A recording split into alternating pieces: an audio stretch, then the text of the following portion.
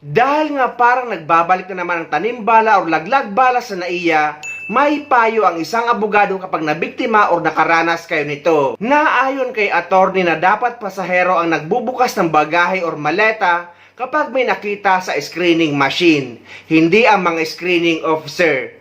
Ngunit nabanggit dito na pinagbabawal ang pagbibideo, pero nabanggit ni Senator Raffy Tulfo na mas maigi nga nakuhanan ng video kapag kinakalkal ang maleta nyo para may basihan kayo at ebidensya kapag nag-file kayo ng kaso. Pero paano kung sa airport pa lang, may problema na? Tanimbala, iligal na paghahalughog ng bagahe, at kung ano-ano pang abala. Kapag nangyari ito sa'yo, alam mo ba kung ano ang dapat gawin?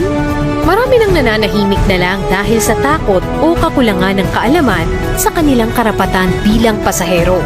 Kaya naman ngayong umaga, tatalakayin natin ang mga travel legal issues at airport problems. Attorney, sa mga excited dyan, mapapantalan man yan, or airport, ano ba usually nagiging problema nila sa kanilang biyahe?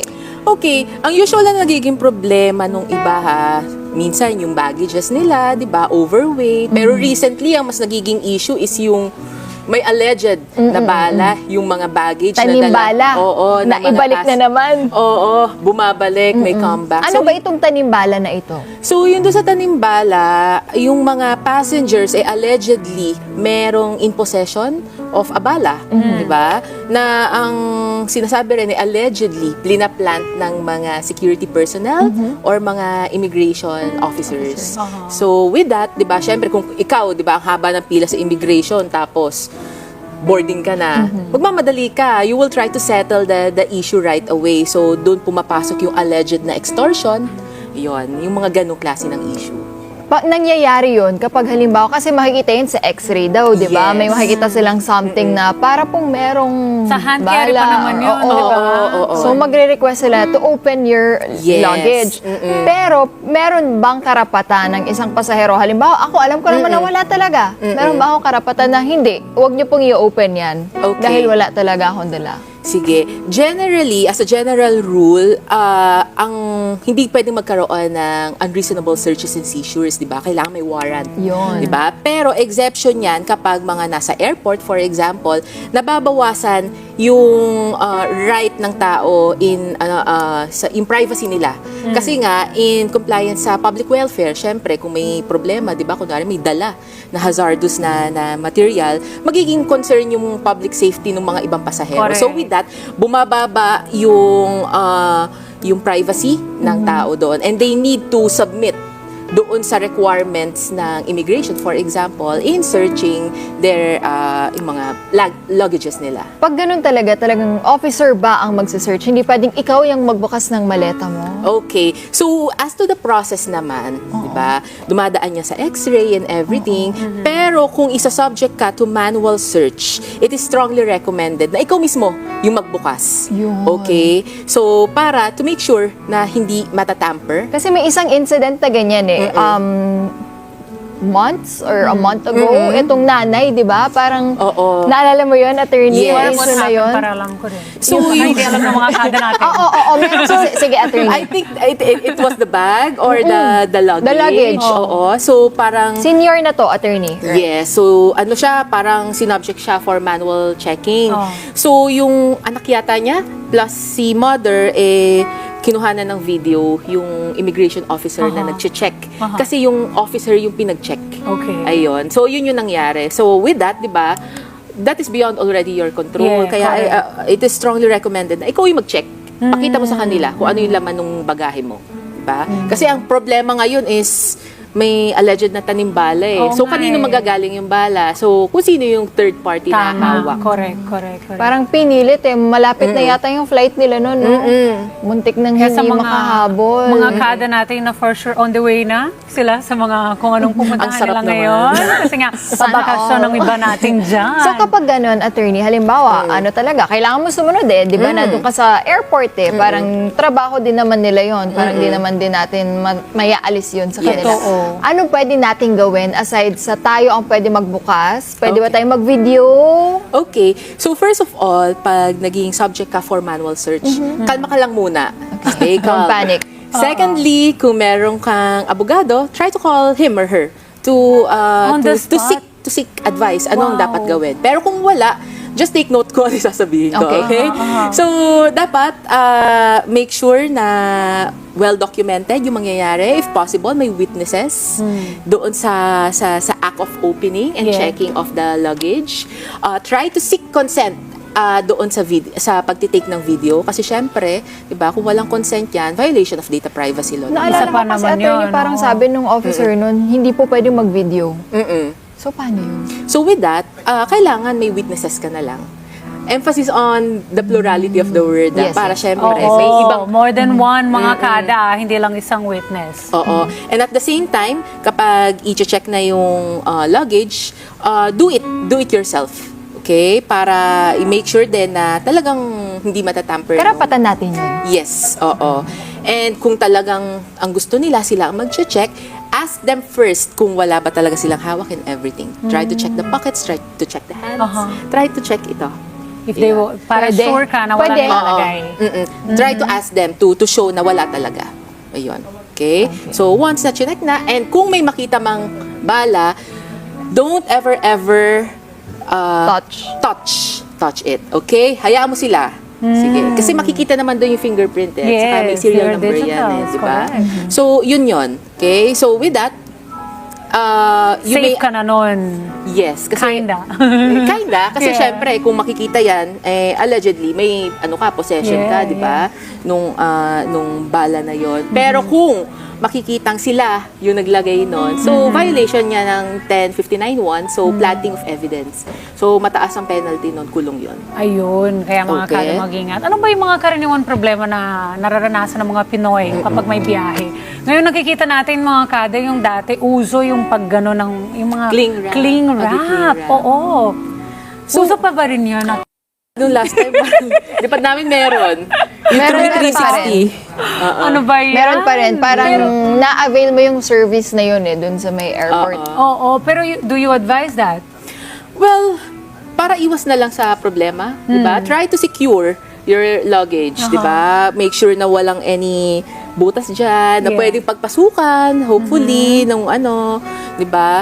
Huwag ding makikipagkaibigan muna at the airport. Kunwari, may stranger na lalapit sa'yo. Oo, Diba? yung mga parang ilalagay or ipapadala, something. Oo, so try to avoid those in the meantime, 'di ba? So kung may wag ding iiwanan na unattended yung luggages. 'Yon. Not only the luggages, even the bags. Personal belongings. Ano ulit yung name ng batas na sabi mo? Yung RA 1015. RA 1015. Pwede namin ganun sila. Anong nilalaman nito? Based on the RA 1015. In one. So, kung sino man kasi yung mahuling nagplant ng Oo. evidence, especially kung it involves ammunition, barrel, di ba? Bala. Mga bawal na hindi mo Oo. talaga dapat dinala sa airport. So, pwede silang makulong. Aha. Ayun. So, mataas yung penalty up around reclusion perpetua. Ayun. Wow, okay. So, considering na government employee din, so there's a possible na administrative case din. Pwede sila matanggal sa... Pati sila din, diba? So, yun yung mga possible na pwedeng kaharapin ng At mga least gagawa. At least alam na natin ngayon, attorney. Kaya ako ang ginagawa ko, mga kada, kung kayo po hanggat kaya, di ba, pag nandun na tayo sa x-ray machine, paano na to papunta na ng boarding gate. Oo. Kasi tapos na ka na mag-check-in, so another x-ray na naman yan for your hand carry. Ang ginagawa ko, binabantayan ko po talaga yung bag ko. Hanggat kaya, sinasabayan ko siya. Sabayan. Ganon. Yes, sinasabayan. Kasi nandun lahat phones, Sabagay. your money, di ba? Lahat na doon. So, sinasabayan ko siya na parang, antayin ko muna mauna yung iba. Parang, hanggat hindi po mapasok sa x-ray machine yung bag ko, hindi Kailangan ko makita nyo. maalis. So, kailangan nakikita Especially ko siya. now, na maraming po ang mga tao na magbakasyon ngayon. Hindi yung parang bigla lang ka na gustong magbiyahe. Ngayon, marami po tayo dyan. Kaya mag-ingat po at Be keep your mindful, eyes. be Oo. alert, di ba? Correct. Ito yung video sa Senado ni Senator Raffy Tulfo na tinalakay sa Senado yung naranasan ng isang Pinay na pasahero na paulit-ulit na ginawa ng random check ng isang screening officer sa NAIA. At nung tinatanong ito ni Kabayan kung para saan ang ginagawa ng screening officer, ay random check lang kuno ang sinasagot nito. Pero bigla nang kinabahan si kabayan dahil alam na niya ang mga senaryo na ganito na paulit-ulit na chinecheck ang maleta at bigla na lang magkakaroon ng bala. At tama nga ang sinabi ni attorney sa isang video na pasahero dapat ang nagbubukas ng bagahe or ng maleta.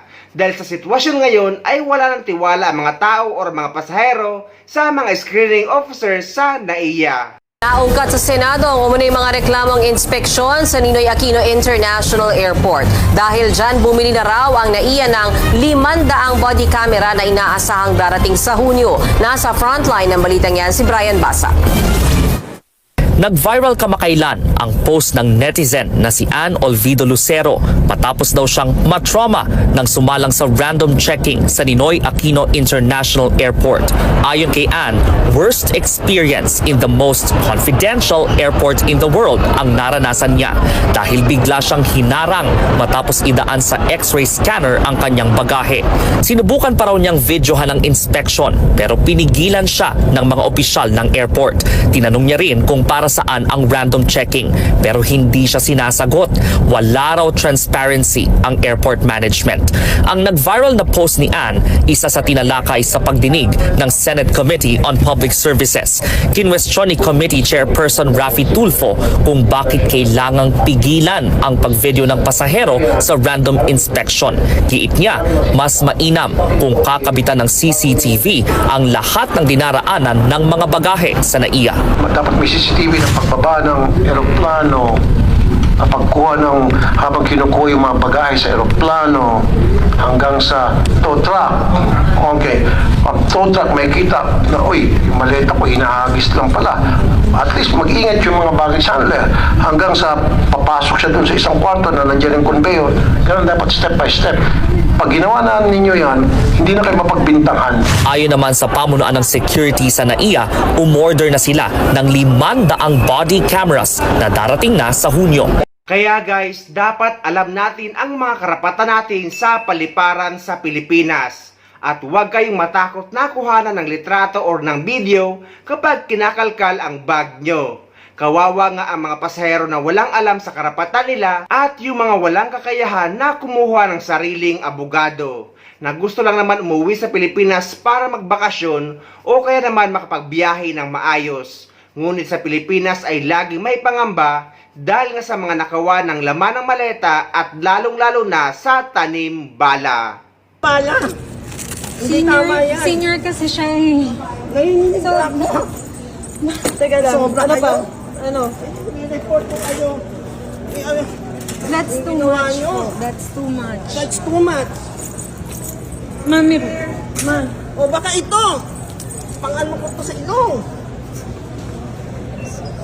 sure po ba kayo na siya?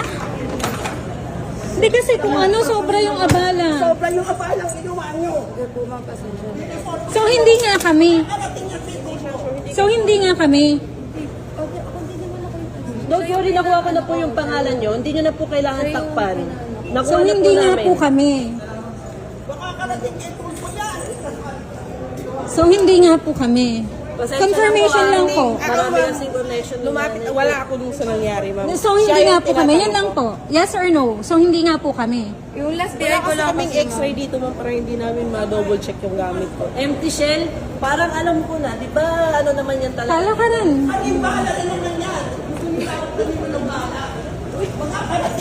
Kasi anting-anting, yun yung una ninyong sinabi. Sabi nyo pagbasyo. Ngayong chinek, ano na? Bakit ninyo kami hinayaang pumunta dito kung meron kayo na check from there? Andyan sa backpack. Ano ba na ng water pagpasok? Binigyan na ng water agad. Nanginginig din ako. Pati ako napapalpit.